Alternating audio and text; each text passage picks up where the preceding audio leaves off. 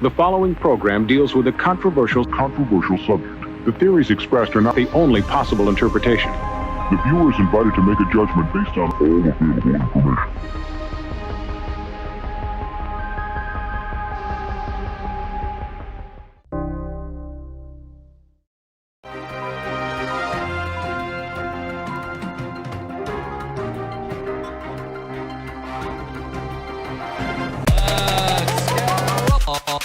Into the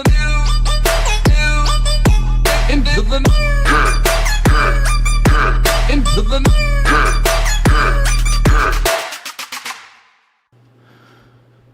All right, ladies and gentlemen, we have a interesting show tonight. So last Saturday we did our regular drama alert segment on Saturday night, and we were talking about Megacon and everything that was going on at Megacon. And when the show ended, I got an email, and it was from Epic Nation. And Epic Nation said, "Hey, let me come on, let me talk my stuff." And I said, "All right, let's do it." So, ladies and gentlemen, here we go. Epic Nation, how you doing, brother? Oh, hold on. There we go. There we go. Now we can hear you. I'm doing good, dude. Doing good. So, was the Megacon the thing that kind of made you go, okay, I need to reach out and get this figured out?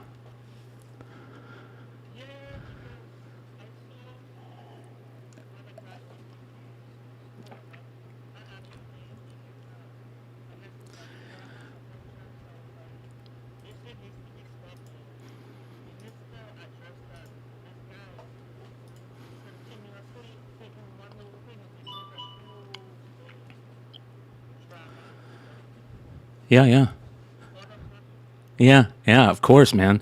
It's the drama. The drama is what sells, brother, and people are going to latch onto it. And unfortunately, I think that's kind of, I think you kind of screwed yourself with one moment in time, and it just put so much heat on you. And you're doing everything you can now to kind of stay away from that heat. I hope so, but for a second there, it looked like you were kind of leaning into it. So I wanna kind of get started with basically everything. It kind of, I think the main heat where you kind of had everything drop on you was that NYC show, that little show at NYC, where your worker, your partner, whoever he is, somebody that you know well, got accused of stealing a book, right? That was kind of the main moment. Yeah. And to be honest, bro, that video did more for you than I think you think. You know what I mean? Because the video showed that you didn't take a book.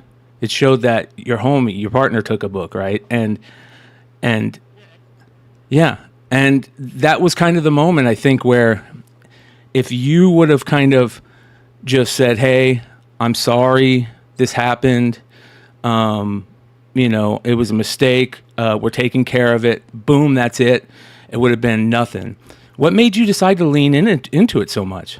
Okay, so let's start that over. And I'll just run through it real quickly. What you said, basically, what you said is, it started at that moment. You got a call from one of the workers at the show that said, "Hey," yeah, one of the vendors. Correct. Yeah, one of the vendors at the show said, "Hey, we're missing a book, and it looks like your guy took it, or somebody, either you or your guy took it." Did they say you or your guy? No, they said the other guy. Okay, your guy. Okay, so they immediately saw it was the other guy. Yeah. Okay. That's what they said. They said it could be an accident, or maybe he stole a book. But when I spoke to Billy said it looks like an accident because when he spoke to the vendor and my worker was trying to make a deal for that same book. So in my head at that time, I was like, is my worker stupid trying to make a deal? Because when I was there, everyone was there at the con know that my worker and him was trying to make that small little deal because it's a little room. Yeah. Everyone can hear each other. It's like a small, it's like 2-bedroom size, two king bedroom in one little freaking room. That's how it is. A small con, very small. It's not even a con. It's a comic book show. Yeah, it's like a monthly, so a tri-monthly thing. Everybody was like right next to each other. So when I spoke to Billy said, "Hey, I told Billy my worker have the book. Do you want him to return it, Billy said yes. But this is the part that got me upset, right? I told Billy, how do you want to move forward from here? Do you want to press charges? Like, does your vendor want to take this to the cops? Do you want my worker ID? What do you want to do? Do you want me fire my worker? Because I was confused. I'm asking him, did you think my worker stole the book or you took it by mistake? Because there were like 6 different sayings at that time.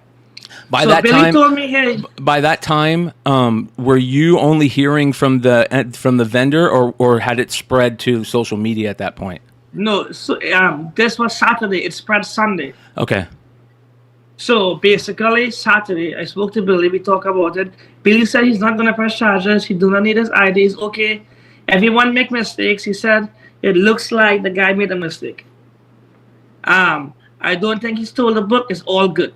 So when Billy told me it's all good, I was like, okay, no problem. I talked to the worker. Worker said he make a mistake. I said, yo, these guys are cool. Make sure this do not happen again or whatever. And I asked him, did you steal the book? He said no. So Sunday, we went to a con. Everything was cool. And I met the same guy, Street Side Anthony, who called me about the incident the Saturday. Street Side saw me. We hang out together. We chill. We bought books together. And Street Side told me, yeah, everything is good. And that's it.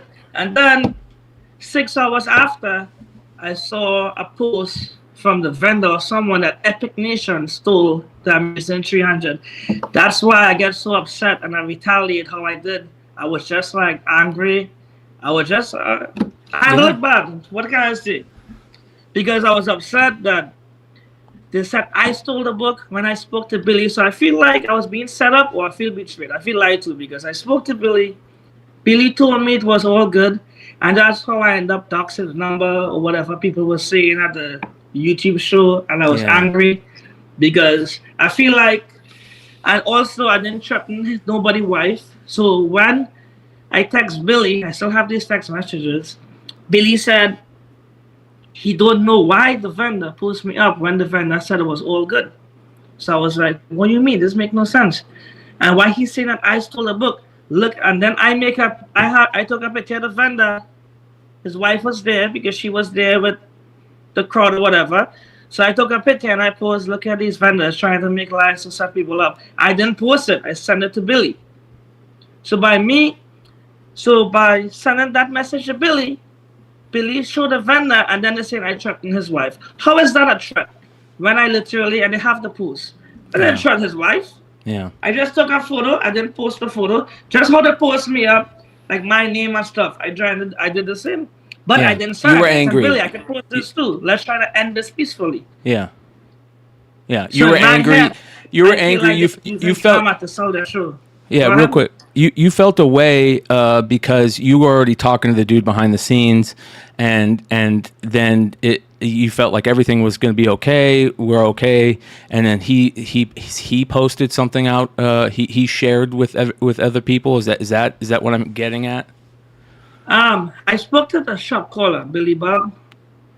So I spoke to him, and he said it was okay. Everything is good. He didn't want to press no charges. It was a mistake. Yeah. He was put in this whole situation as a mistake. Yeah. Saying that the worker made a mistake. I asked him 1-to-1, do you want me to fire the worker? What do you think is the best situation so you could be happy and I could be in the safe side? What did he say? To make sure everything is good. What did he say?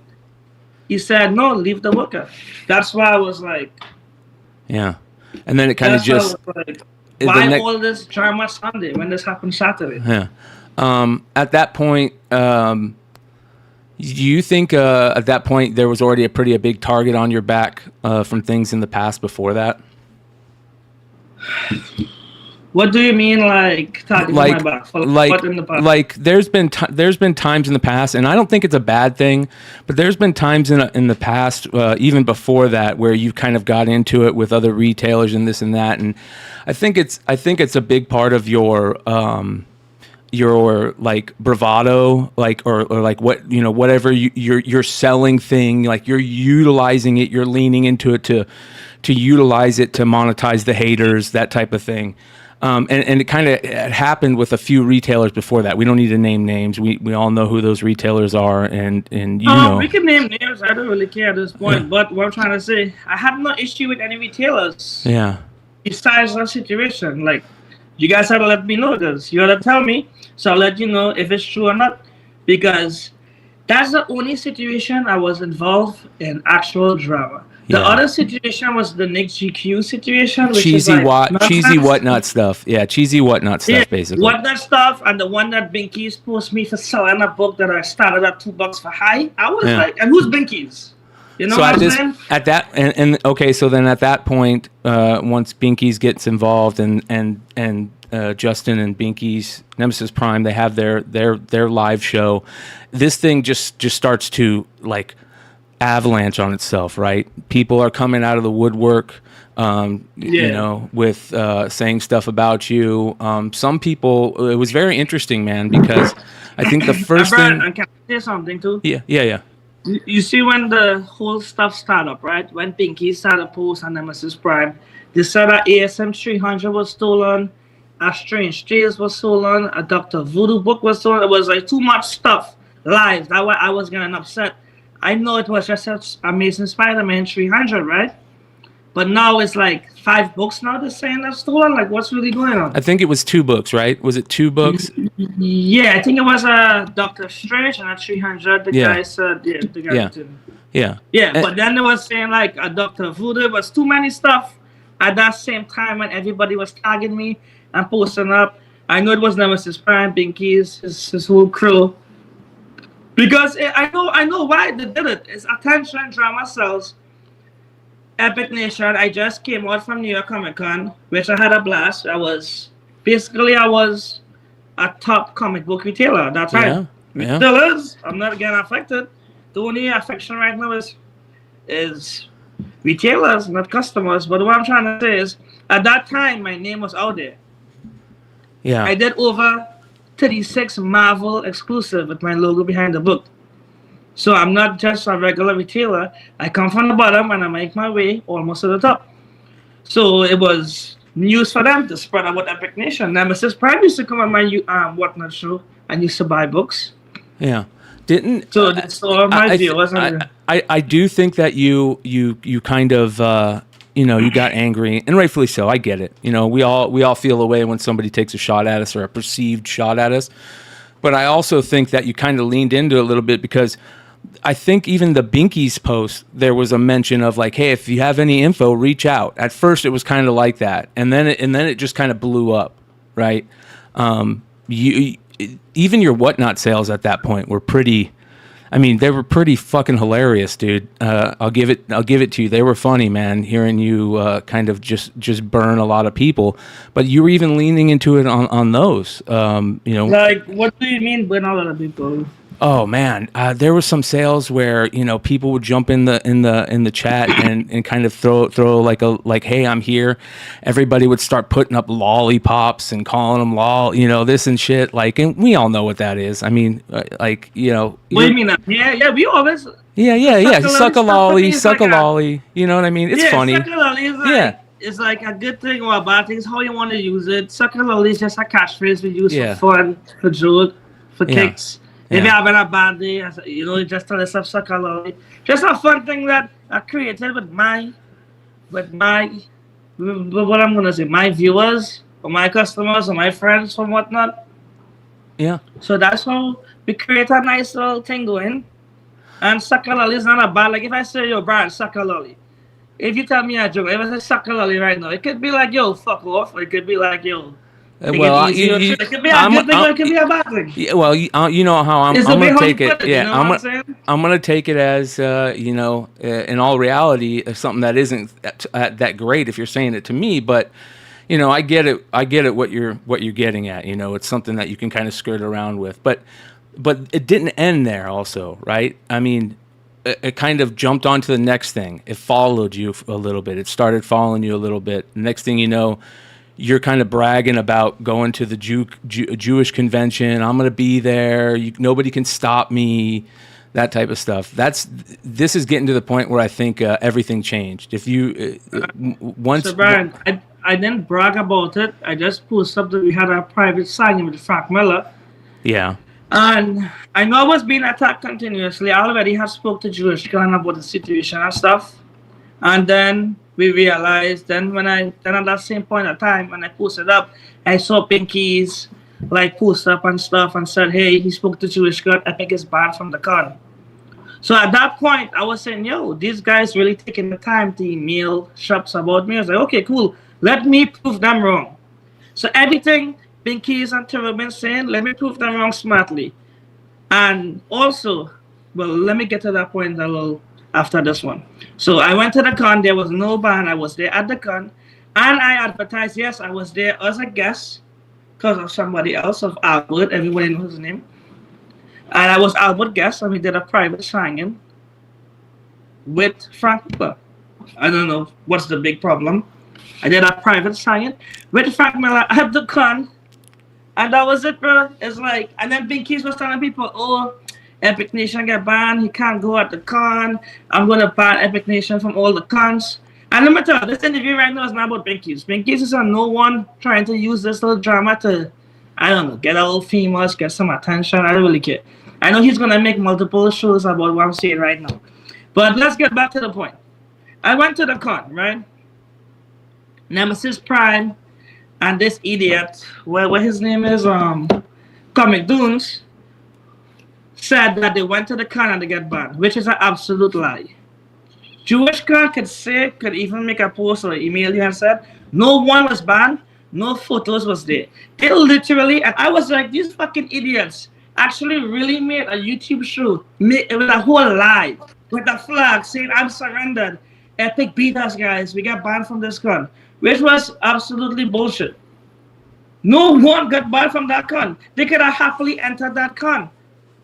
No one was banned, and they actually made a YouTube show with were you 1,000% lie. Were you get banned from the con? Were you originally gonna, or did you have a table there, or was that something that you were saying that you were originally gonna have a table there? No, we never had it. Never. Albert, I never had a table there. My friend and the con invite me there as a guest.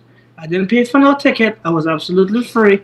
They invite me as a guest to come, and Albert still had his CGC facilitator license. And yes, well, we keep going on. He did get suspended from CGC, but he's good now. Yeah, because that after all the emails, CGC suspend Albert to investigate to make sure everything is good or not.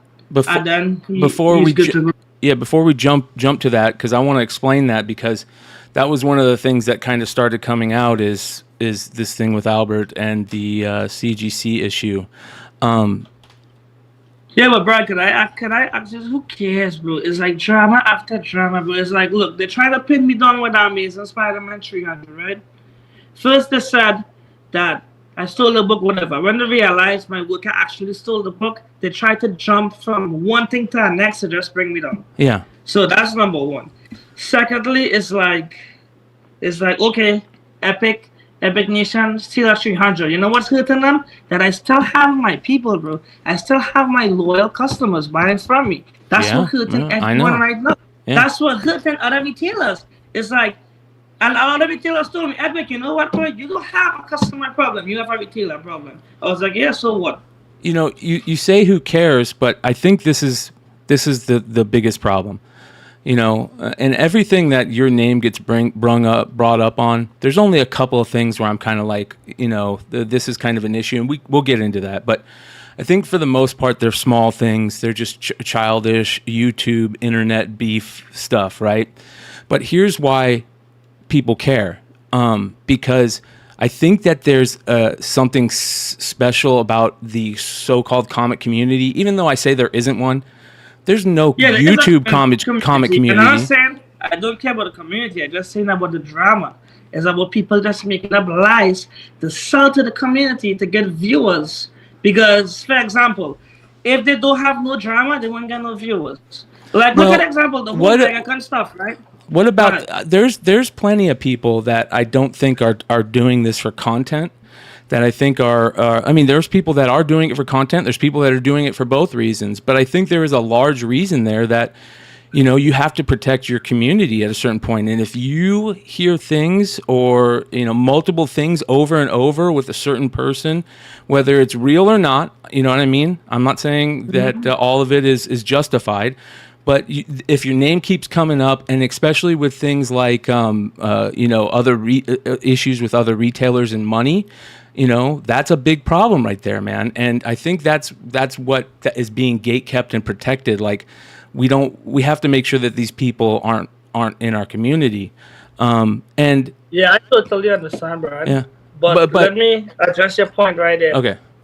So you see, like, how my name keep being brought up, right? As you said, it's because these guys is using this little fire, this little fuel, and keep lighting it up to stir more fire. Because the first fire was kind of dying down with the 300, and then they bring up the whole Sub-Zero, the nerdy posts. And it's like the keep, and then, okay, forget about that, right? I know we're going to talk about it. After the nerdy posts and all this other shit at LA Comic Con stuff, everything kind of basically dying down, right?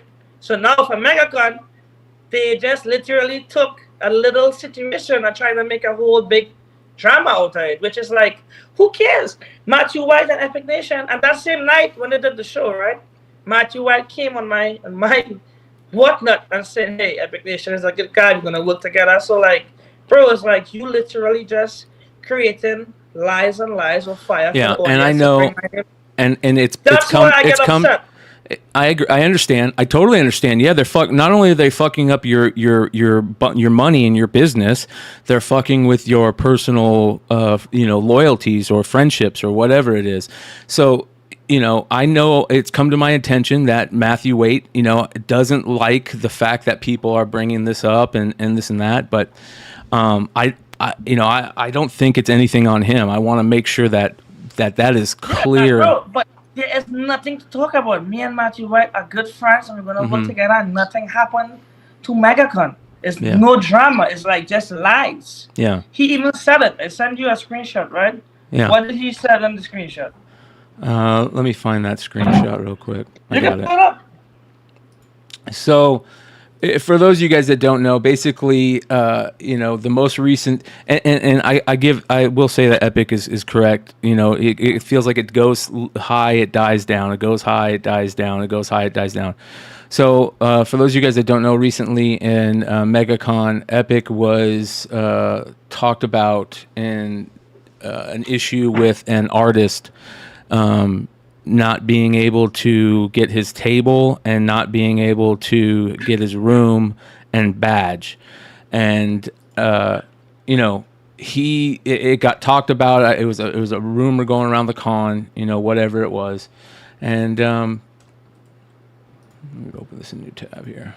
Here is Epic's points on this. So he sent me this. So we talked about this. Binkies and Nemesis Prime both talked to Matthew. Matthew just didn't want his name in it. It is what it is. He just did. From what I could tell, it sounded like he just didn't want to be involved. Well, this is looks like a DM for Matthew and Epic. Epic says, Binky's still talking shit. He went on YouTube right now with Beyond Wednesday saying you are only playing nice with me till I pay you out. So Matt says, so they are speculating because you're already paid and we are still working, right? He goes, yeah, they go crazy, but you will see how talk runs. And Matt says, a lie can spread around the world while the truth is tying its shoes. Great fucking comment from Matt. Like, I'm going to save that one. I'm going to steal that. That's what I love, Matt. Yeah, right. I'm going to steal that. For sure, but on the same side of this, man, I've seen other things between other people where I don't think Matt is clearly he just clearly wants to stay out of it. I get that, but all right. So if Matt had an issue with me, why are we still working together? Are we gonna? I don't know, man. I don't know. What I'm saying, bro. He's talking to me. I paid him out, and it wasn't. Let me tell you what was the issue, right, bro? The issue was I supposed to do a stream with Matthew Waite at 2:00. I slept away, and Matthew Waite organized himself to do the stream, and he was tired, and he woke up. He made it a priority to do that stream at a certain time, and I fucked up. I was too tired. I got hungover, and I slept away, and I missed the stream. That's where this whole thing created. The badge, I supposed to go by big time booth, collect the badge, or give it to Matthew Waite. But I slept away. I wasn't there. All right, there we go. That's easy as I that. slept away. And Matthew Waite was waiting, and Big Time was busy with the booth because he had a very, very, very successful booth with a lot of fire exclusive. And the booth was so busy, Big Time didn't have a second to leave. Thirdly, there was no, I don't know what the rumor with the booth. Me and Matthew Waite supposed to have a booth at Megacon, but after I decided not to have a booth anymore because I could just sell my shit and whatnot. Yeah. Or on my website. Yeah. So we talked to Matt. Matt was okay with it.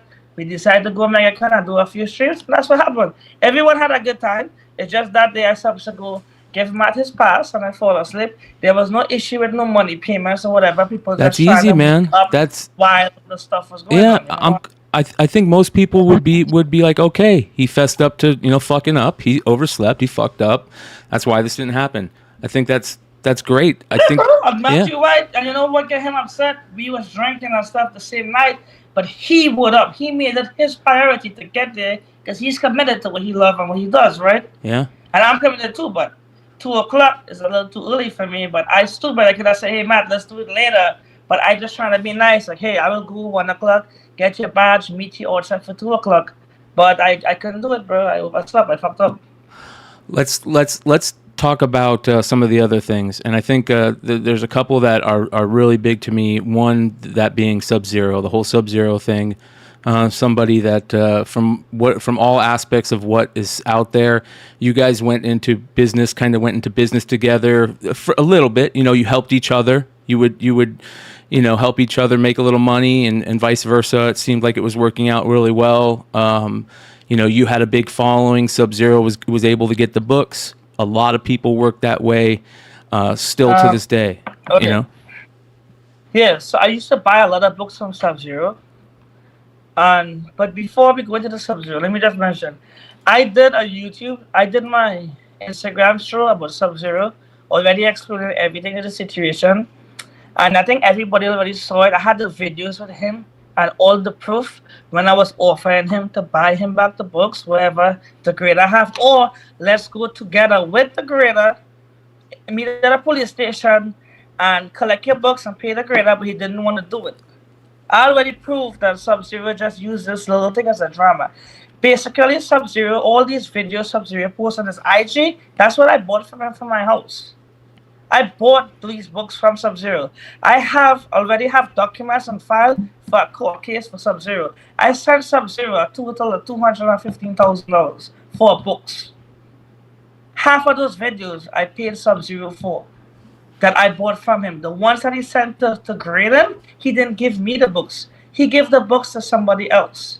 That someone else, he have their number. He's just trying to get me involved when this whole drama started. He took it off. The whole Sub-Zero situation, yes, I used to buy books from him. Sub-Zero gave me a few books to grade for him. I gave it to him back.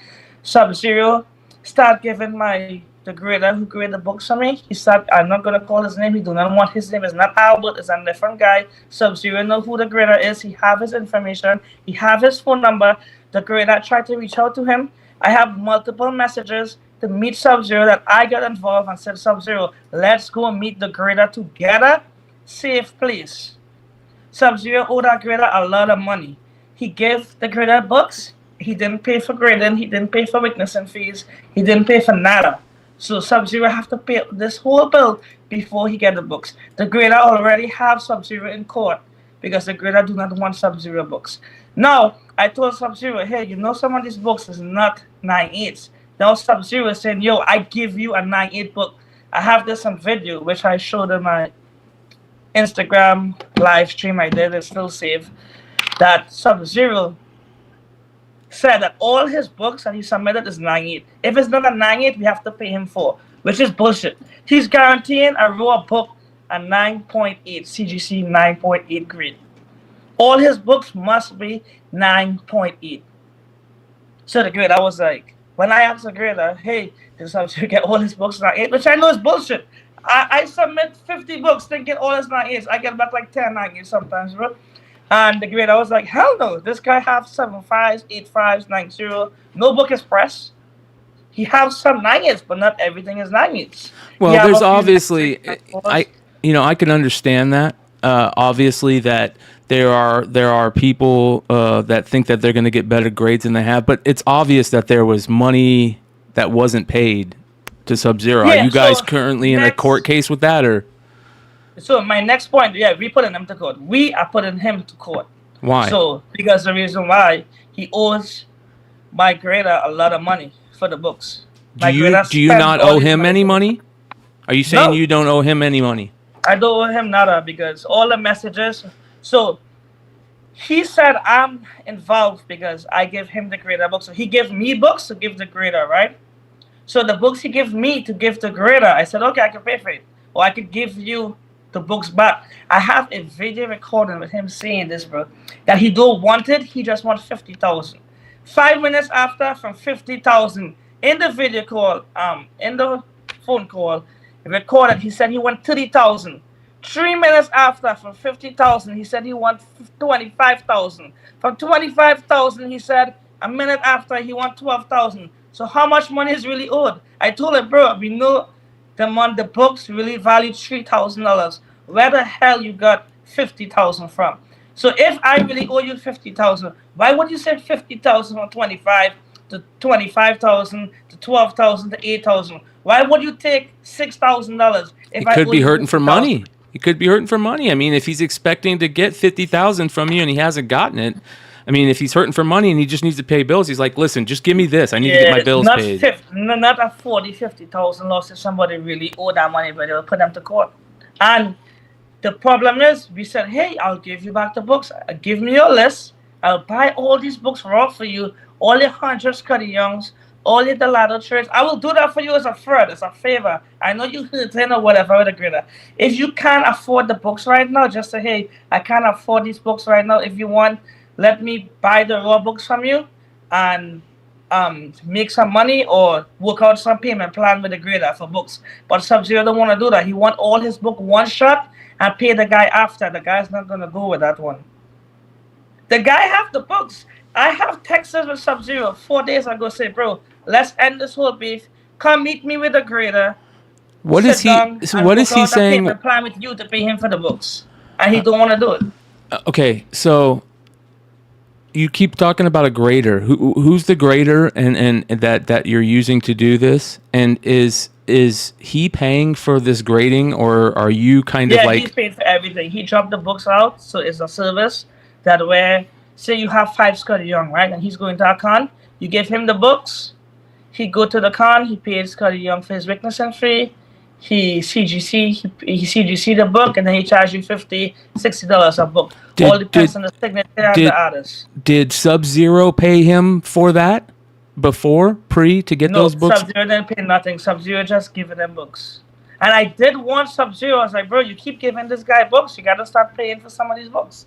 Sub-Zero did give the guy a lot of books. Sub-Zero gave the guy over 200 to 250 books. But he did get back books and he paid after. But now, when Sub-Zero used to do it, right? He used to give 50 books. He used to give the guy, when he go collect the 50 books, Sub-Zero pay him for the 50 books and collect his books. That's why Sub-Zero keep giving him books.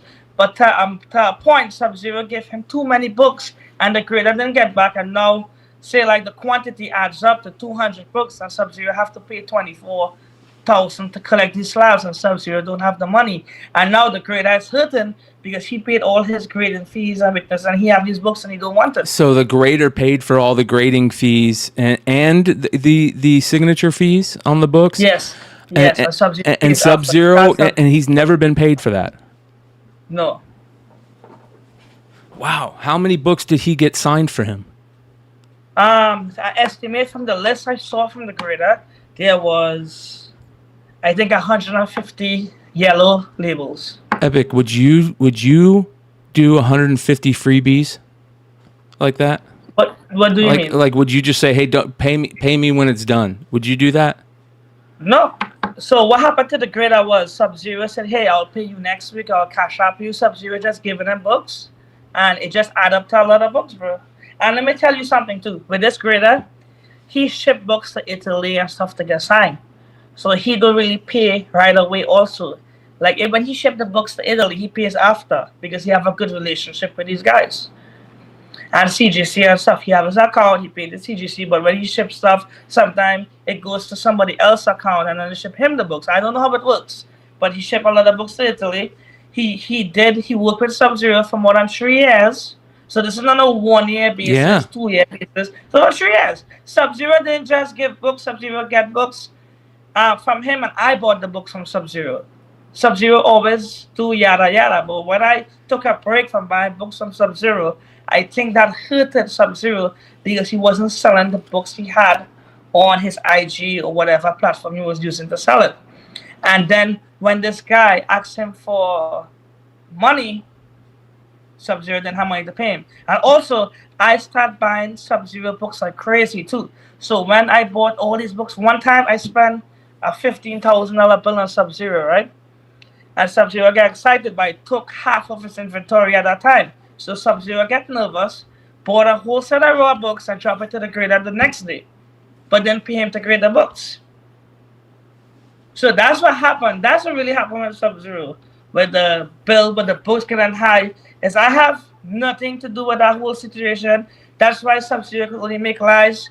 That's why we are putting him to court. That's why I have a restraining order against him for his threats. He know what he did. He really have books out there. I'm not gonna. How long have you had a restraining order against him? During this situation, during the whole drama, I just put a restraining order because he threatened to burn down my office. He threatened to kill my family members. He called my brother name. He Googled some number, calling my family members' phone number. I mean, know it's him because they recorded the conversation either way. You could hear his voice. And numerous threats that and then he's driving by my house at nights and sending me pictures and stuff. All that yada nonsense.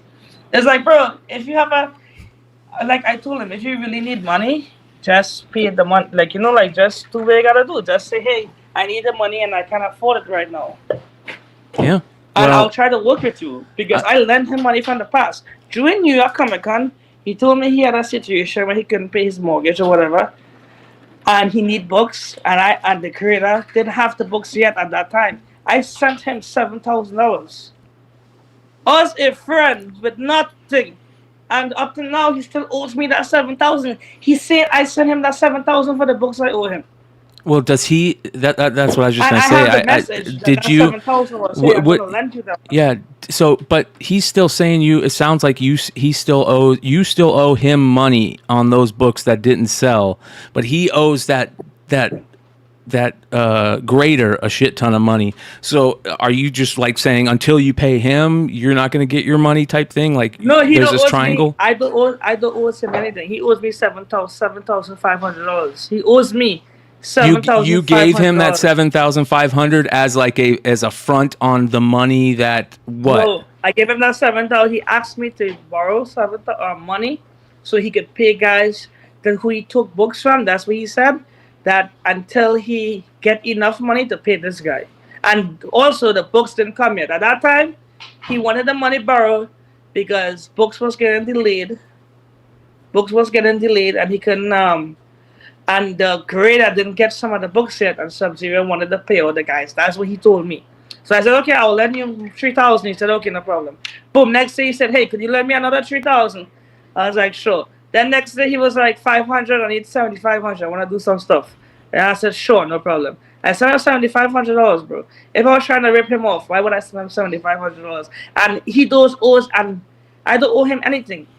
I don't grade books for him. He do it at directly grader. He give me books. Sometimes when he can't go to the guy in Long Island, I go to him, and I drop it off for him. The grader does text Sub-Zero and say, hey, you get these books. Secondly, I buy books from Sub-Zero. So anytime Sub-Zero buy books or get books from Captain Collectibles, yada yada, because you see, look, he used to work with Captain Collectibles. I have a video where he said Captain Collectibles owe him books for 4 years. Another lie, another Sub-Zero lie. Well, listen, I see everybody in the chat is saying Sub-Zero's in the chat. Bring him on. You guys, I'm not going to bring anybody on for this. This is the type of thing. As I said, Sub-Zero likes the drama and he likes the attention. I have videos, bro. I already showed the video in YouTube, in Instagram Live about Sub-Zero. I already played the recording with him saying, first of all, he slept and said I don't owe him books. The greater owe him books. I caught Sub-Zero with real facts and evidence proof and numerous lies. Yeah. That's why to me the whole Sub-Zero thing is just bullshit. It's like if you want to go court, we already have him in court.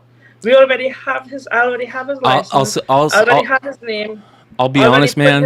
Whatever. Yeah, I'll be honest, man. It sounds like there's a lot of fuckery in this three deal situation, and you're really jumping into court, and I feel like that's something that you got to be really careful about, because you jump into court, then they're going to be looking. I mean, they're going to be looking at things too. So I want them to keep looking. I see everything. I have all the messages from Sub-Zero saying that I bought books from him. He's giving me books to drop to this guy, and I have messages from the guy saying that he received the books, sending Sub-Zero as proof. So literally, bro, I want to go to court. And then after, which I know I'm gonna win, I'm gonna show proof to you guys or everybody. Yo, look at this bullshit. Look at the nonsense really happened. Yeah. That's why I want happen, because you're gonna say something. This one gonna say something. Let the court see all the evidence and decide which is true. Because Sub-Zero posts some bullshit videos. He's in my house with books in the ground. Motherfucker, those are books I bought from you. Yeah. Well, he take that video to remove the books from his eBay account and his marketplace because I bought all his inventory. As I said, I have PayPal receipts and selling receipts of over $100,000 to $200,000 that I bought books from him, bro. Well, I don't want to speak or not for Sub-Zero or anything, but it's going to be very interesting once this court situation happens, and I'm sure Sub-Zero. Yeah, I'm really hoping for the court situation to happen ASAP so we can get this over with, because that's the only thing really that's really boggling just this Sub-Zero bullshit. As I said, if I was a so-called scammer with Sub-Zero or bad guy, right? We know each other for more than 3 years. I bring him to New York Comic Con. He met Carnivore. He even met the other guys and stuff. And it's like, bro, it's like he know the greater. He went to his house many times in Long Island. He dropped books out. The whole situation happened when Sub-Zero was in a bad situation. I know everybody have that bad time in place. And he just needed money right there and then. And he tried to attack me for the money. And I still lent him $7,500. But then he's saying, hey, we owe him $50,000. So I was like, bro, just go collect your books. And he owed a grader like around, average, I don't know the exact number. He owed a grader around $20,000 to $25,000 to collect his slabs. And Sub-Zero doesn't want to pay $20,000 to $25,000. You're talking about you have all these messages and stuff. Are there messages that clearly state where Sub-Zero is that you're telling Sub-Zero, hey, you're gonna have to pay this guy back, or you can pay him back this time? I have 2 video recordings. I think that's what saved me from viewers also, like intelligent viewers, because when they hear the video recording with him saying, yo, I could buy these raw books back for you and I could work on something with the guy. Sub-Zero didn't want that. All he wanted was just money. He didn't want to meet up. He didn't want to do anything. He said he don't want the books back. He wants $50,000. Then from $50,000, let's say you keep dropping till a low amount. And I was like, bro, nobody wants your books. Just pay your fee and collect your books. I have numerous text messages asking Sub-Zero to meet up at a local pizza shop, at the 101 prison, at a police station, at a fucking hospital. I even asked him to meet up. Multiple messages, and Sub-Zero keeps saying, no, I want money. Epic, who's the grader that is doing all this? Is this the same grader? Is this Albert? No, it's not Albert. It's somebody else. And he hasn't come out and said that, hey, I want my money. Is he part of your he's court case? Sub-Zero. He's the one who's putting Sub-Zero in court. Okay. He already went to civil court. Already have his stuff going. Sub-Zero just moved, apparently, whatever. So I don't know if he should get a mail very soon on his address on his ID. Yeah. He should get a mail very soon that that he's gonna go to court and this guy is suing him for this amount. He have his books. He want to give back Sub-Zero his books, but Sub-Zero have to pay him. So it's like, Brian, what can I really do, bro? It's like I tried to help Sub-Zero. I tried to even give him back the raw books he gave the guy, because to be honest with you, some books are really cheap. It's like $3 books. I have a video with Sub-Zero averaging that $3 book. So I have a video with him saying, hey, I got a young $3 book, right? If you get it signed, how much you gonna sell the book for? He said he wants $300. So I was like, I could pay you $300 for a $3 book and you didn't even pay grading fee. He's just in Sub-Zero head, all his raw books, he's checking 9/8 and signature how much it worth.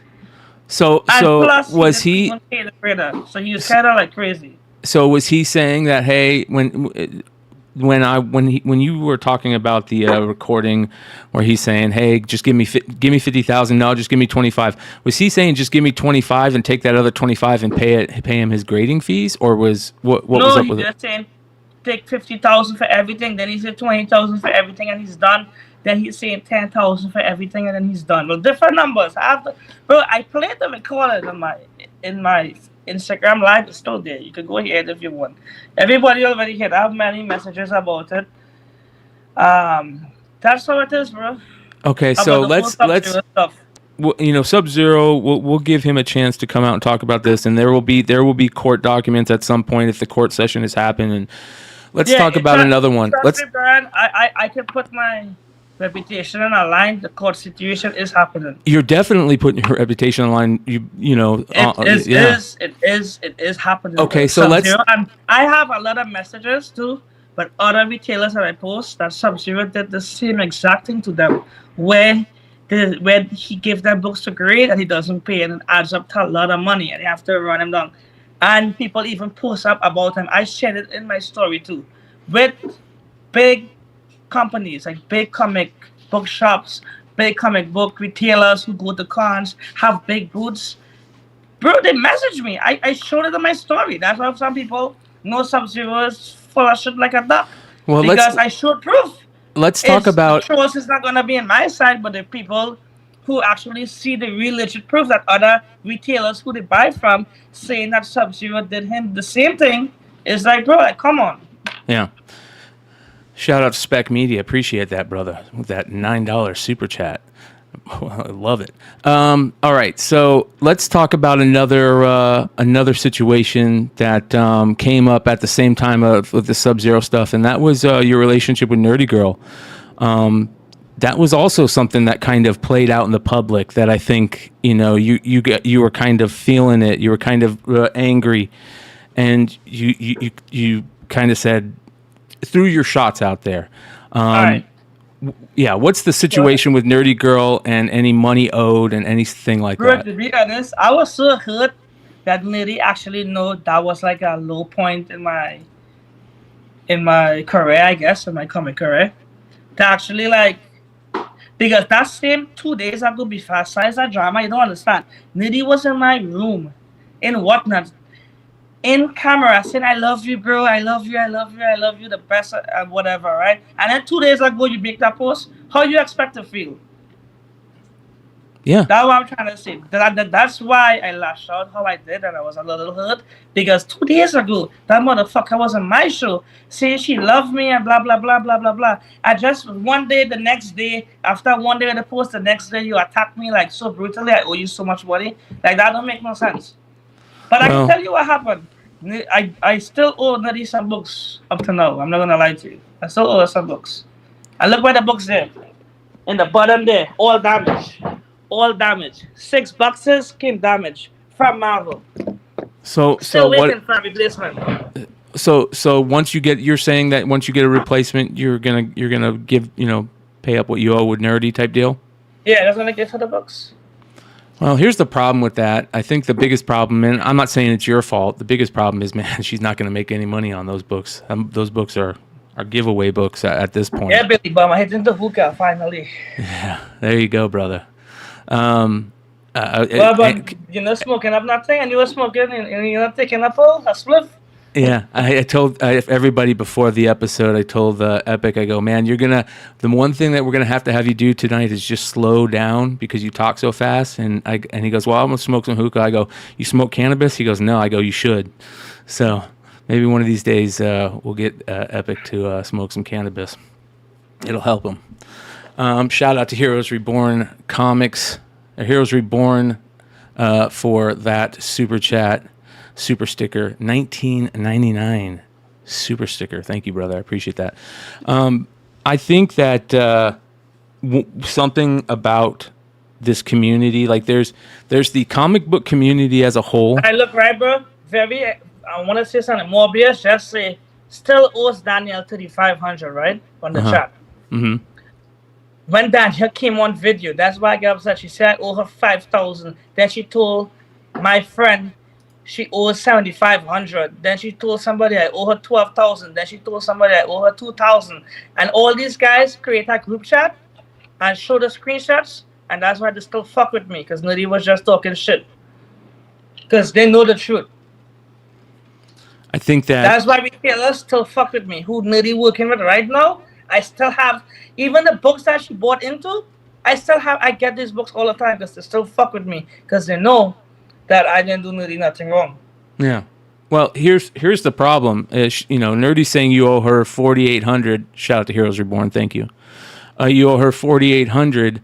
Now, if that 4,800 is just those damaged books that you guys went on, it sounds like you guys went in on a variant together, an exclusive, and they got damaged. So her half are damaged, and you're not going to give her damaged book. No, that's not the case. I owed her from NYCC. I owe her some books. I gave it to her. I sent it to her. But the day she made that video, the next day the books arrived to her doorstep, and I have proof. I have to track it up to now. Some books, as I said, bro, with comic book retailers, they don't understand. When you do a lot of exclusive, a lot of times books come damaged, shipping get delayed, yada yada, all that bullshit. So me and she had a good relationship. It's just when this drama started, I saw she attacked me, and I know why. I know the reason why, but I'm not gonna say it. It's something totally different off the comic thing. I know why she attacked me, which I have proof. I was actually gonna expose that, but I was like, fuck it, I'm not gonna go that road. Yeah, whatever. suggest not at this point, brother. Like at this point, I don't care what other retailers think. I don't care what people think. I care what my customers. I try to do a lot. I don't care what retailers think, by the way, because a lot of retailers is competition for themselves. A lot of retailers are snakes. For example, this retailer was talking shit about this retailer, and as soon as I jump out the group that I was in, everybody's, working together. They want to work with this retailer. So you can't trust nobody, but retailers is sneaky. Yes, exclusive is money grab.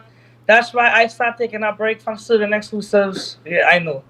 Every retailer who said, yeah, they're for the people, but you make an exclusive, shut the fuck up. Because you know it's a money grab. Hive Comics, all them independent books they drop in, he never kicked me out of the group. I jumped out of that group because they're doing too much shitty independent books that nobody fucking buying. Well, and they sell it for high. Let's talk about. Why would I want to be in that group? Let's talk about exclusives and that game, right? It is most of part. Obviously, everything's a money grab to a point in all reality. Money grab. Every book, even books I drop, even Marvel, everything is a money grab. Sometimes the books do good, sometimes the books do bad. That's what it is. It's the what game. about it's the game in the game? Then what about the accusations of IP infringement that happens with some of the books that you've put out recently? You even put out a book today that seemed like you were that's one of the reasons that this whole conversation came up. In last week's Drama Alert segment, we were talking about the Taylor Swift variant. And the reason we were talking about that is because we felt like, hey, these aren't authorized. Somebody's going to get caught. Right? You're leaning into it. You're going to fuck this up by putting so much out there. Well, here you are. I mean, you've got your... Let me just say something for a second. Pharmacide just says that's so right. Pharmacide comments. I meet him at Megacon at the Crane line, right? It is a money grab because he literally bought like 30, 40 at the same book and selling it for triple. And now the book is still selling for like $40 when he was selling the book for 100. I'm not calling out nobody, just my point. It is a money grab. So if you're doing the same thing, Why are you attacking me, motherfucker? You know what I'm saying? It's like everybody does it. Who goes to conventions and buy retailer books to sell it back? It's a money grab.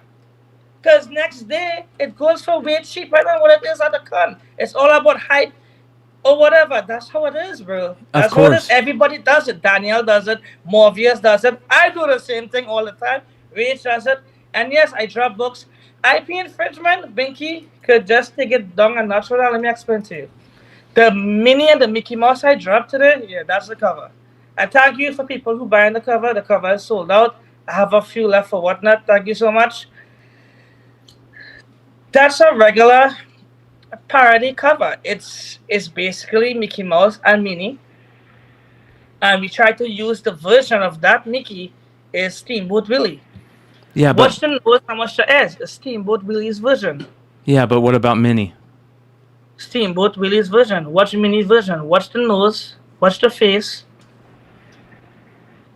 Yeah, I guess. I mean, that's what. So, I'm not gonna tell. I'm not gonna tell you you're lying. I don't know. You know. That same Mickey. I know I was gonna get heat for this cover. 6 retailers dropped that cover, right?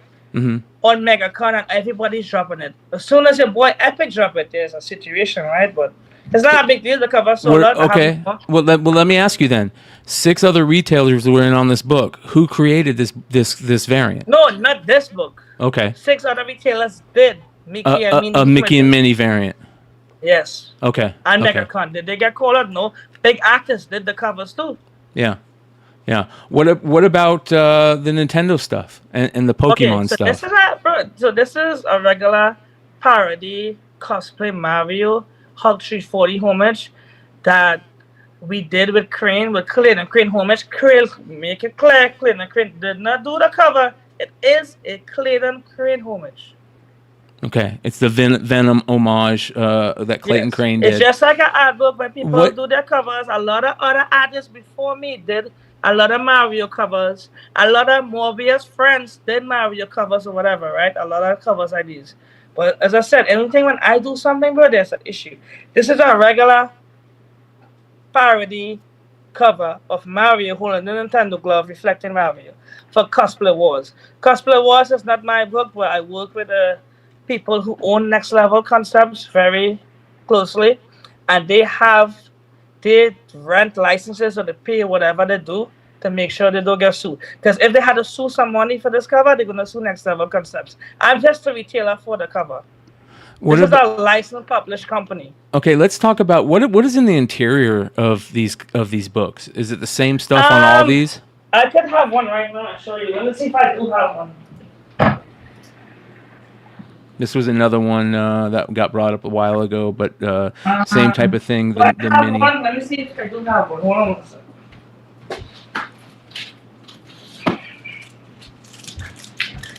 So it have the preview book. So you know, like how Modern Comics and all these other guys. So let me flip. Yeah, let me show you. This is how it is. It's a preview edition, and then here is the preview story of the book that was coming.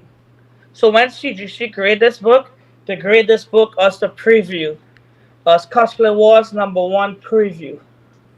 How many pages is it? This is the story that's what's coming, and now it have sketch and interiors on what's coming on the cover. So they have like what's to come in the next page,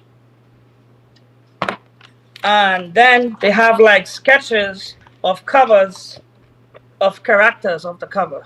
Gotcha. So basically the whole story is, and the interiors is working right now. A lot of big artists, 4 big name artists, Marvel artists is working on the interiors for the book as we speak. So what about the Pokemon stuff? Is that the same type deal? What was the deal with the Pokemon? You have to talk to Next Level Concepts, bro. Okay, so that was the next. That was this cover. Would I get in trouble? They said no. Okay, so that was a Next Level Concepts book also. Yeah, well, that's their book. We put the covers in. The idea of the cover was my idea. I sent it to them. Matthew Waite did the cover, and Matthew Waite covered his ass too. We research, and we make sure that we don't get in trouble. And we spoke to Next Level. Next Level show us certain stuff, and we was like, okay, let the haters hate. We can't get in no trouble. And boom, we did so many Pokemon covers.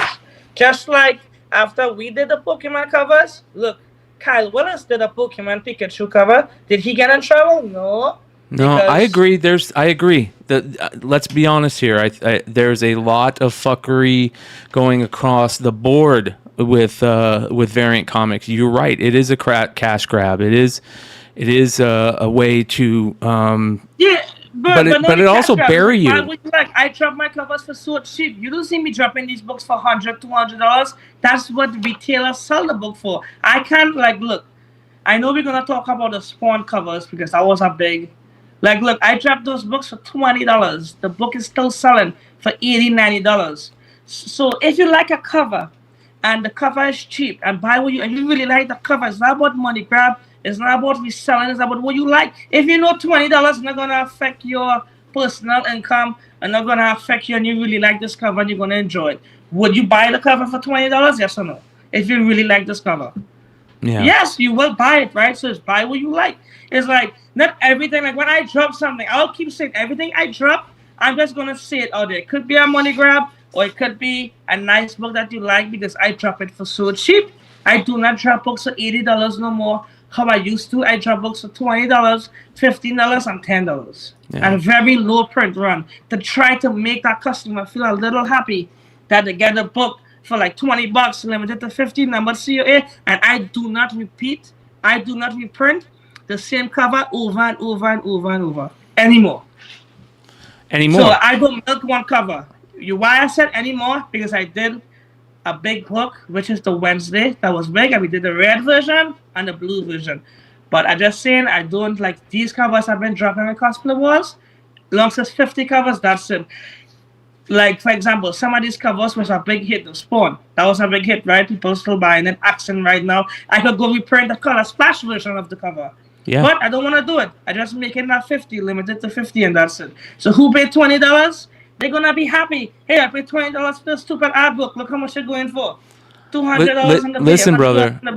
Listen, brother, I'll tell you this right now. I think that if that is what your plan is going forward, and that you're gonna limit your print runs, you're not gonna reprint any bullshit, I think that's a good idea. But I think that at the same time, as long as you're transparent, you got to be transparent, but you also have to fucking back off of like the social media anger stuff because you get into it. You know what I mean? Yeah, well, that's why you can't realize, bro. This is the first year because I had an anger issue problem, so always get angry for stupidness. But that's why I taking it on. First interview I did for the whole drama, right? You were the only guy. A lot of people recommend you. So it was like, hey, Epic, Brian's a nice guy. Not matter he had these people who talk shit about you, but he's very understanding. He don't have to like you, you don't have to like him, but no, it's a show to go where people can hear both sides of the story. I think it's very important that I mean, we've talked about this before. It's values over friendships. There's just because people are talking to each other online and this and that, it doesn't mean that they're friends. You don't have to be friends with everybody to have a conversation, to be on people's shows and this and that. But what is important is the comic book community as a whole. And I can hear part of you saying some things that sound really fucking good, but at the same time, there are some things that like I feel like you should try and quit doing and maybe find a different way to do what you're doing with some of these books, but not do these art books, right? You know what I mean? Like, yeah, some people is gonna like what I do, some people are not gonna like it, but that's what you're gonna do, bro. But as I said, what I'm not doing art books anymore. Cosplay Wars is not an art book.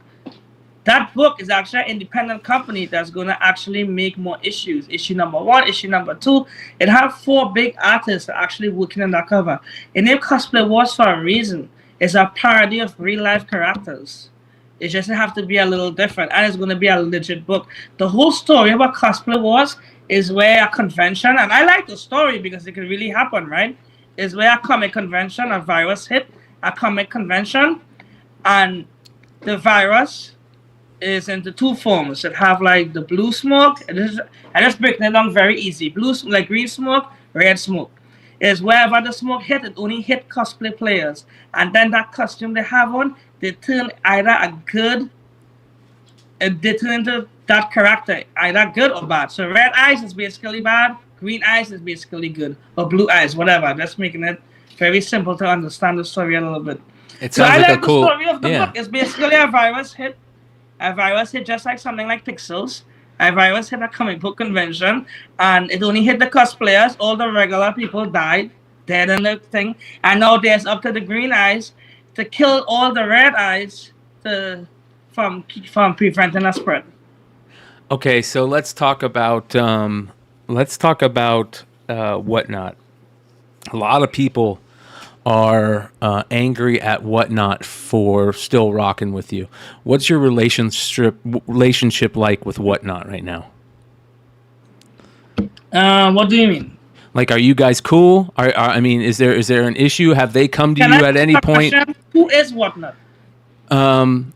It doesn't have to be anybody. I would say employees of Whatnot. I mean, has an employee of Whatnot ever reached out to you and been like, "Hey, man, you know, we saw this. You know, you're not breaking any rules, but just chill out here." I mean, are you on good terms with them? Any employee? I mean, has employees reached out to you under Whatnot's branding?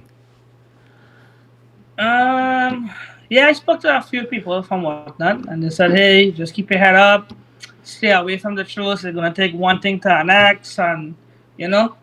So yeah, I spoke to a few people on Whatnot. Interesting. What are you doing all your sales still on Whatnot? You said you had a website. Are you doing live sales on your website? What's the deal? Yeah, I do all my sales on Whatnot and through my website.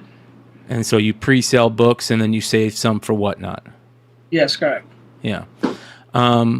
Moving. Let's talk about a couple other things. Just to jump in on. It's just so you can clear yourself on whatever anybody's saying. The LA Comic Con was something that popped up, and it had to do obviously with that Pokemon book that we talked about. Was a big issue. What happened with that? Well, the whole plan was I was never going to LA Comic Con to begin with, since before the whole drama is. So what happened to LA Comic Con? Cave sold all the books. Pinkies and these guys was messaging LA Comic Con, "Hey, these books are blah blah blah blah blah blah. Remove the books from the con or whatever." So Thursday, someone who represent LA Comic Con came to our booth, right? It's me at Cave booth, but I wasn't there.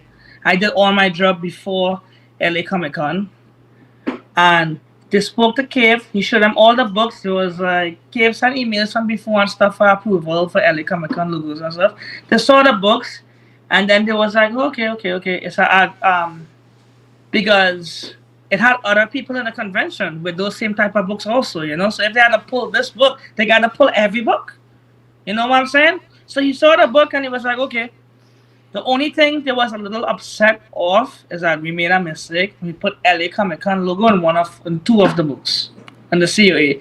And they just tell us to remove the COA. Not the books, remove whatever had LA Comic Con COAs or whatever, just remove it and sell the books. Because of the drama happening right now, we don't want too much attention. We're getting emails from these guys, and we just want to keep it peacefully. And we want you guys to stay. But for now, can you respectfully remove the COA? And we said yes. And that happened the Sunday when they came back. Okay, And that makes Sunday, sense. Yeah, the books were gone. Everything was sold out. yeah, that makes sense. Okay. And I wasn't banned from LA Comic Con. I still getting messages and emails to have a next booth next day. I spoke to them. I apologized. I said, hey, there was this drama. They understand. They apologize too. We have a good relationship. And bro, it's like, okay. It's like if you attack me for a book, which is not an art book. We dropped the Pokemon and Cosplay Wars. Because if there was an issue, right, why would the voice, I'm going to stay quiet, but why we didn't get sued yet? And some of them like Nintendo, like one of my posts. They like that Mario cover. The official Nintendo page had follow me. No, not follow me, like one of my posts in the video. And I have a screenshot. You know Wow. what? I will email that to you, Brian. I'll email that to you. Yeah, send that to me. That's interesting. I don't know if that's a good thing or a bad thing. Are they liking it to be like, go fucking take this guy out in a few months? Yeah, and I messaged them, and I messaged a certain, all right, for example, the Dragon Ball Z cover, right? Guess what? That cover has been bought. That cover has owned to do action figure cover from the same people with Nintendo. Really? So yeah, So let us suck, as I said, suck a lolly to all the haters, bro. Because There we go. some of my covers is gonna be in a fucking action figure, in a legit action figure cover. Yeah, that's awesome, dude. Well, I mean, that's a good thing. That's a good thing. I think for the most part, man, other than some of the bigger situations that we've already talked about, the court case that's coming with Sub-Zero and that stuff, we talked about the nerdy girl stuff. We talked about a lot of the con stuff. I think the only thing that we need to talk about is the Albert stuff. What's going on there? What Albert stuff? So, first of all, Albert is a nice guy, bro. Very respectful to the whole community. Not the online community. To the comic world community here. From local vendors, he have Cosmic-Con, he do a lot of shows. Jerry Winston works directly with him. He have a lot of respect. He's a Jewish guy.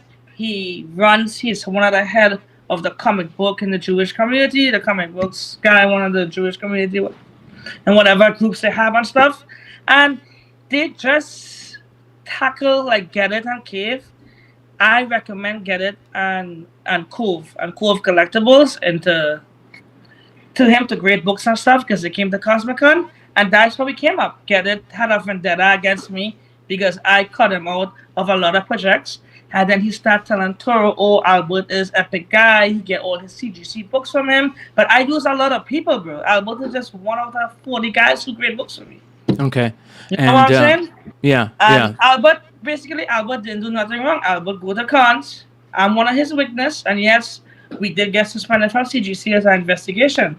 Yeah. What was that? We did get suspended.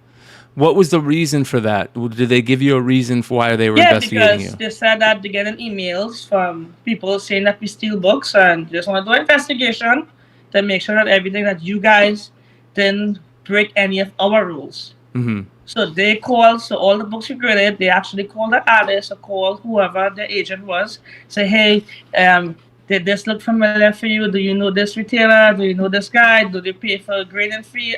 Do they pay for witnessing fees? Do they actually get a book signed from you guys? Is this your signature? And they said yes. So and secondly, go ahead if you want to say something. But I want to say something very important. Go ahead. So I saw Javan Jordan and Megacon. Spoke to him one-to-one. He said that he never said that I fake his signature. He said that anybody could fake his signature because it's very easy to do. And that slab that Toro was showing that it's not his sig, he said that's his sig. Also, that had nothing to do with me. I don't know whose slab that was. That's not my slab. I never had that book before. Yeah.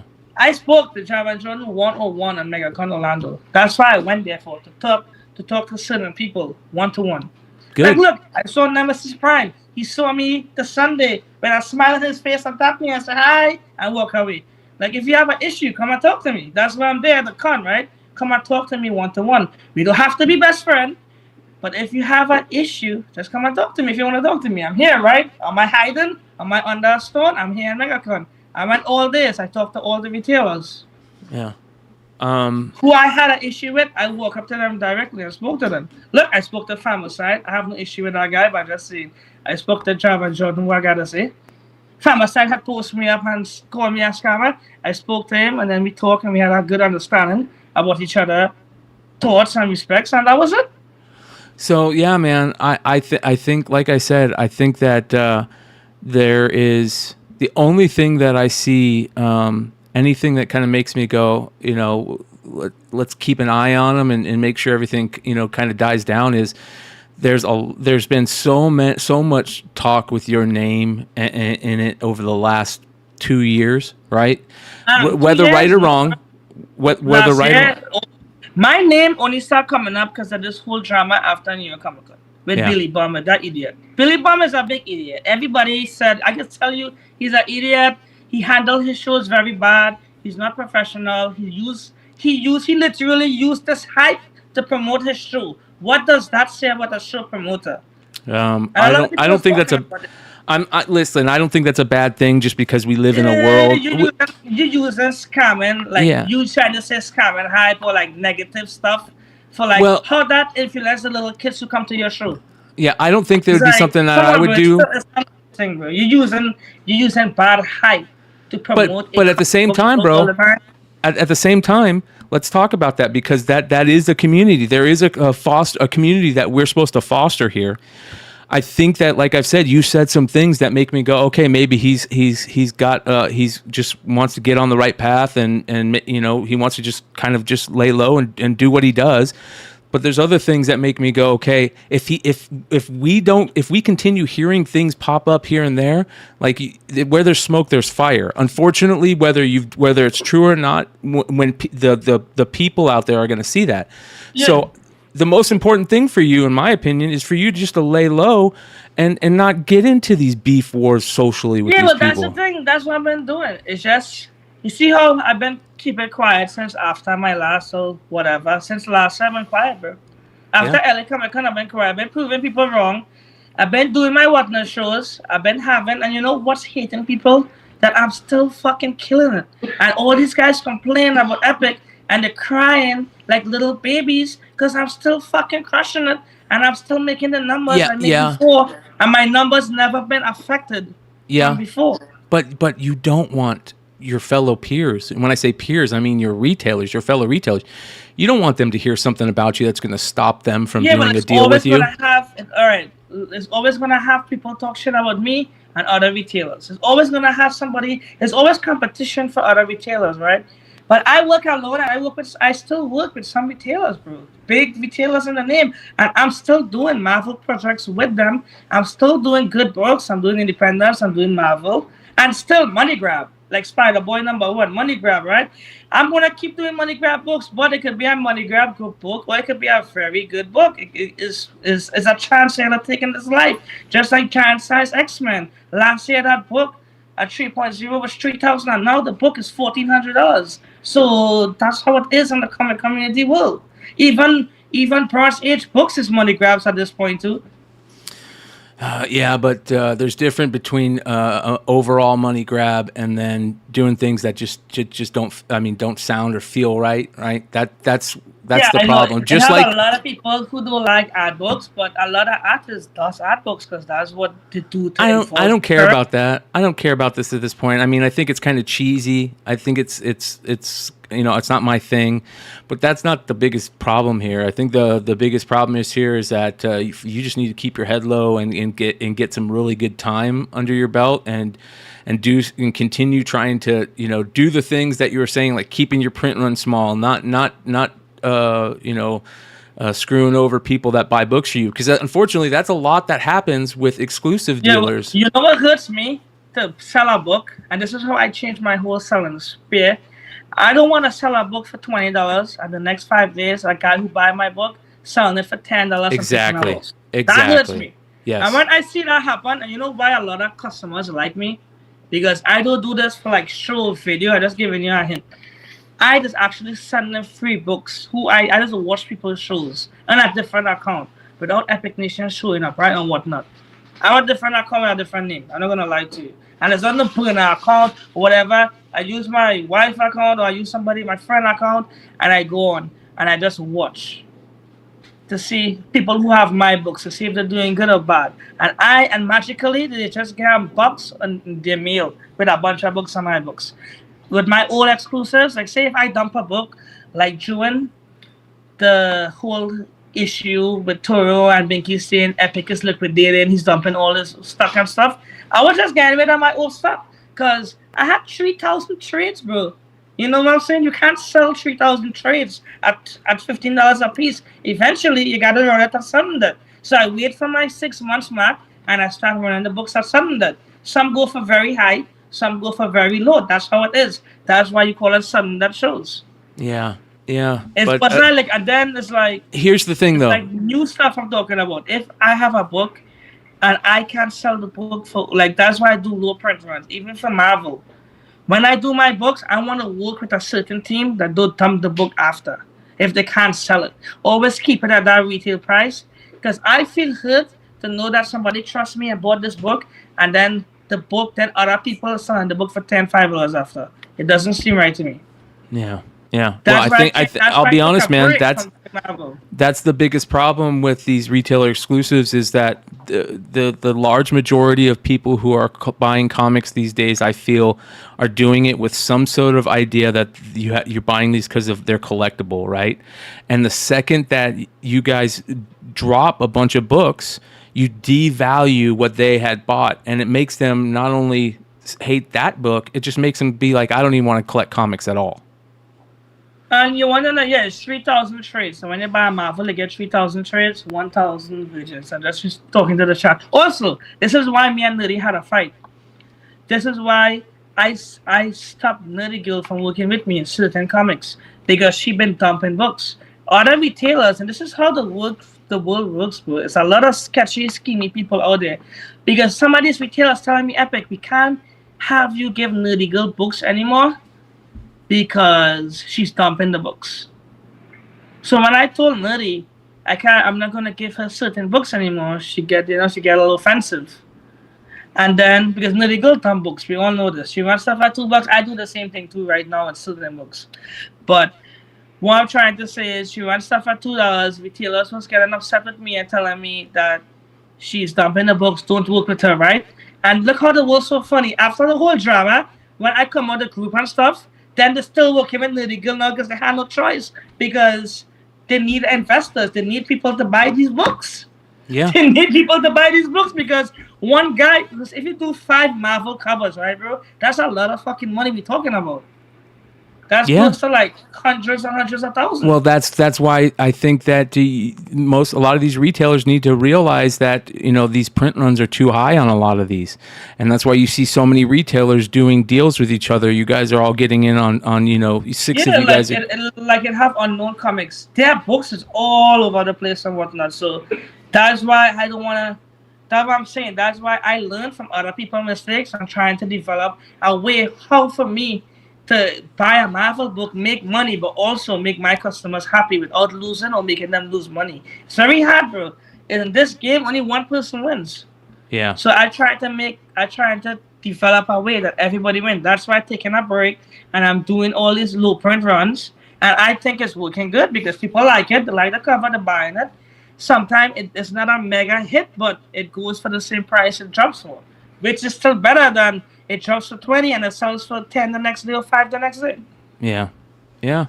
It's not good how those they just drop. I get wanting to sell things that are collectible, but there's just too many print runs of these things, and people are just gonna kill themselves with it. So. And then that's the next thing too. I do not only sell exclusives, bro. I sell from Bronze Age to Silver. That's how my name got big and whatnot. Not through exclusives. My name got big. I'm not sure the new books, some silver books, whatever. My name got big and whatnot because I used to sell a lot of Silver Age, a lot of Golden Age books at $2. Yeah. Somebody's bringing up the M&M cover. What was the deal with the M&M cover? Did you catch any heat on that? No. No, you never heard anything from. Let me give you a fun fact, guys. I and 2 other retailers are dropping an official Marvel Snoop Dogg book. A Marvel what? I'm gonna try to shut us down soon. We're gonna be dropping an official Marvel Snoop Dogg book. A Marvel Snoop Dogg. The book. So you're working with them, either their team, Snoop Dogg's team, or a team that works with their team. How does that work? Yep. So they can email the team, said Epic is a scammer. I don't give a fuck. We dropping an official book. Also for C2E2, I might bring, most likely, I'm not too sure yet. I'm working on it. I might bring Flavor Flav to C2E2 on my book. Wow. So I'm trying to do a different stuff from artists. Well, hey, man. Ain't got no heat because it's the same thing. It's like a bio book, just like the Taylor Swift book that dropped. It's different, bro. Yeah. It's like, look how you have my photo. Or look how Torah posts my photo on his shows. It's the same fucking thing. Yeah. The only problem is somebody is unless they use that name and that title. For the Eminem book, we use him, but it's a parody of Eminem. The only problem with that is, bro. The only problem with that is, even if you're right in doing it legally, which I don't know. I'm not a lawyer. I don't know if you guys are doing the right things. You say you are, so I'll take you at your word. But it doesn't matter because they have a lot of money. They can just take you to court and make you waste a shit ton of money, draw it out.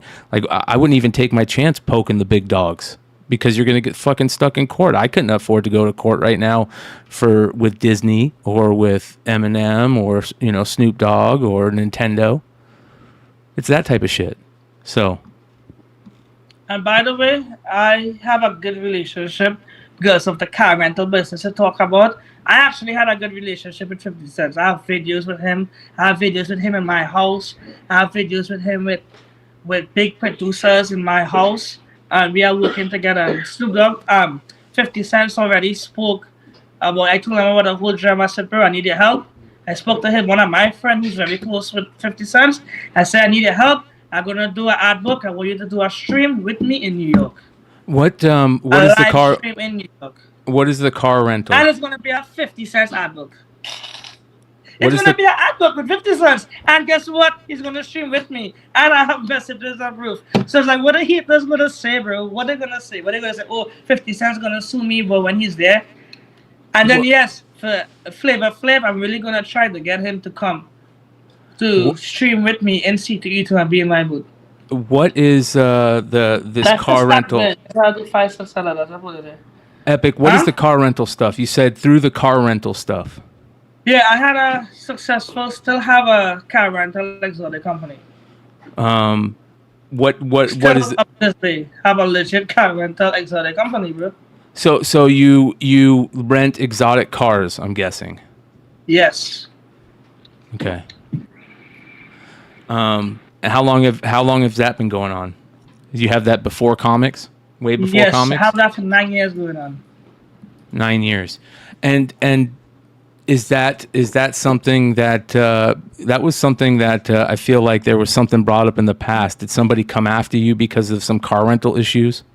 Yeah, car rental and body shop is always people come after you. It's a very grimy game. If you think the comics is grimy, car rental, exotic car rental companies and body shops is grimy. When I say grimy, it's grimy. It's not like this little comic book thing where you talk over the phone and you make little videos and talk shit about somebody. Car rental company, if them motherfuckers come in your house, take a Glock, put it in their mouth and shoot you in the face. That's how car rental companies is over here.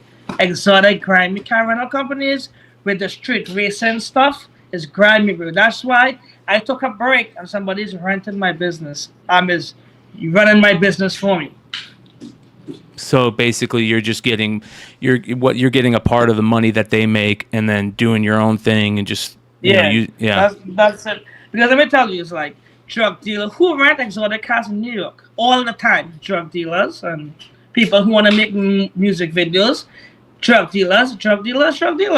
And is drug dealers good to fuck with? Yes, but then it's certain stuff, gang rifle. That's why I took a break. It's very dangerous if we're doing it the way we used to do it. We used to rent to anyone who have the deposit. We used to rent to anyone.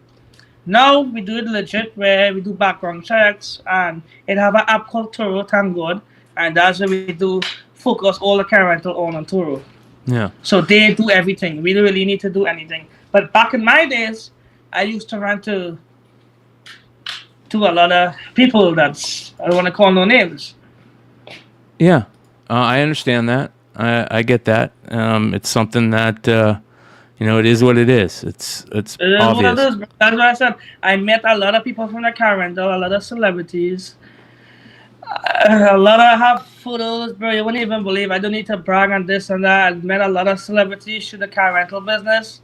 I met a lot of agents, a lot of people, and have a good relationship. I told them about my situation and my new business, and someone want to work with me. They want to help me because I'm a nice guy to them back then, so they want to return the favor and be nice to me too. Because it had some agents who couldn't afford a car, but I know their artist was going to be big one day, and I give them the car for free to use to make their music video. Well, I feel like we're good, you know? I feel like a big part of that industry is based on your reputation, right? Of being able to help the people, being a solid person, especially when you're dealing with those type of people. It's always about, being a solid stand-up guy and this and that. I think that moving in the future in the nice and easy world of comic books, I think that as long as you don't lean into this shit, man, and cause people to just do whatever they can to find reasons to fuck with you or search in your past, the more quiet. It's they're gonna always try some reason, bro. Like you see this Yeah. this interview right here, they're gonna be making interviews about this interview. Because what did you say? Trauma sells, right? Yeah, it 100% does. It is. It's But the way it I is. fucked up in a lot of things that I need to change and work on, which you right.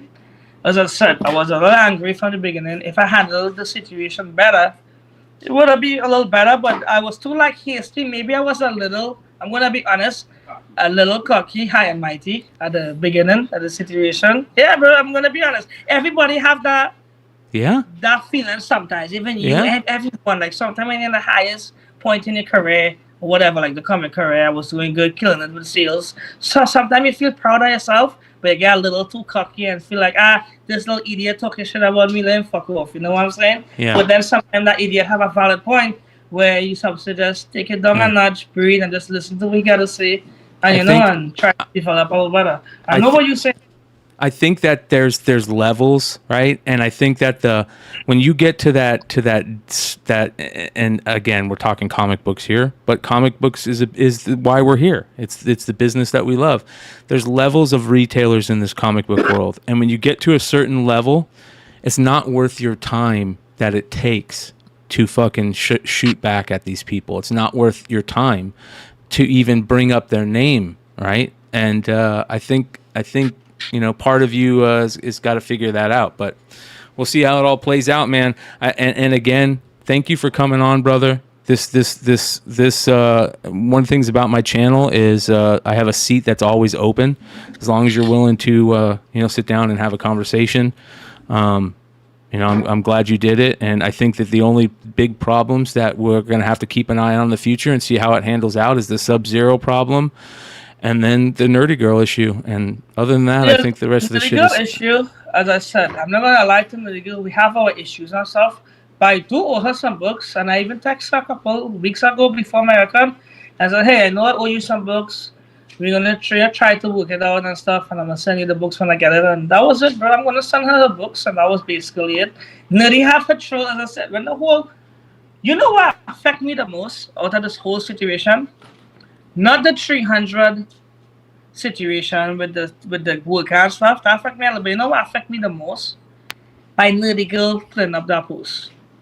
Yeah, but you did the same thing, man. At some point, it's a shot for shot. After, but then I could have, bro. I literally have so much.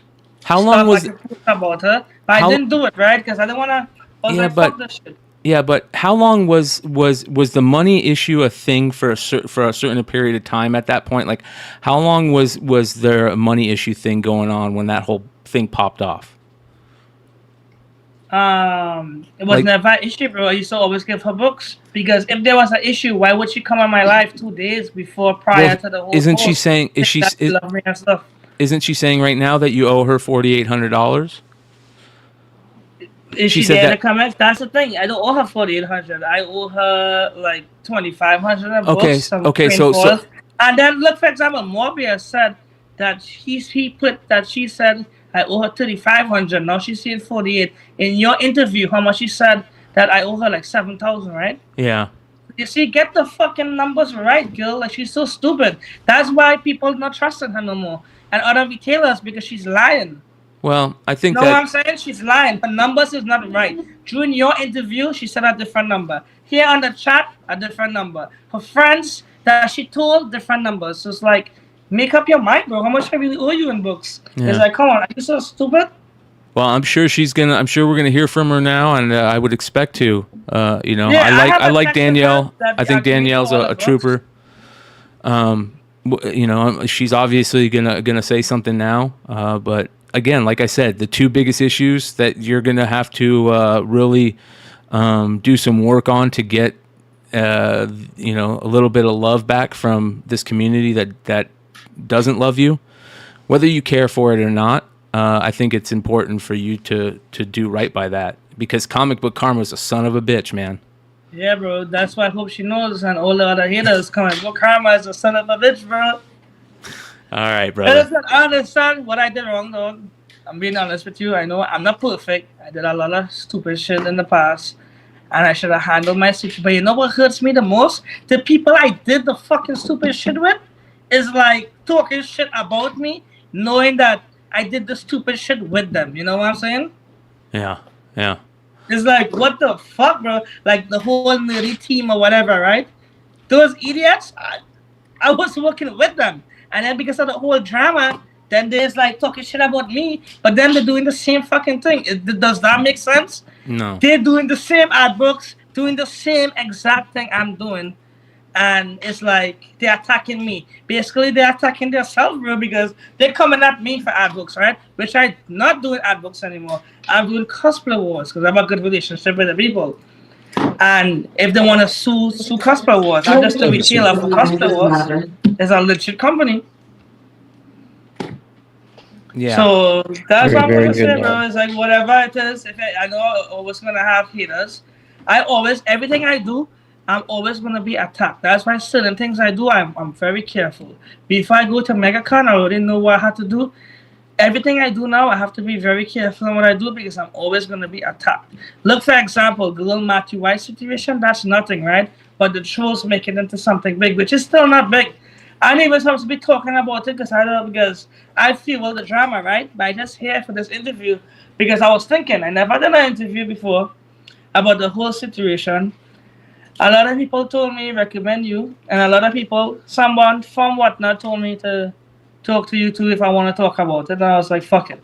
Well, good, dude. I mean, if anything, it's only gonna help you, hopefully, in the court of public opinion, or on the other end, it's gonna put you out there. You know what I mean? Like, you could have said something in here that could have fucked you, and Yeah, so as I said, bro, I said what I have to say. As I said, I had a car rental business. I came out of the business because it wasn't something I liked. It was too dangerous. I didn't like the atmosphere of the business too much. I like that's why we do it in an app. Not every business is have its ups and downs.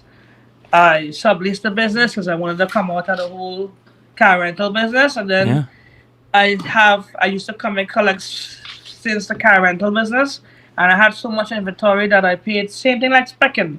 I had a lot of books I paid for cheap, and when I saw that these books were $20-$40, I was like, wow, that's pretty good. I paid $4 for this book, and look, it's selling for $40-$50. yeah.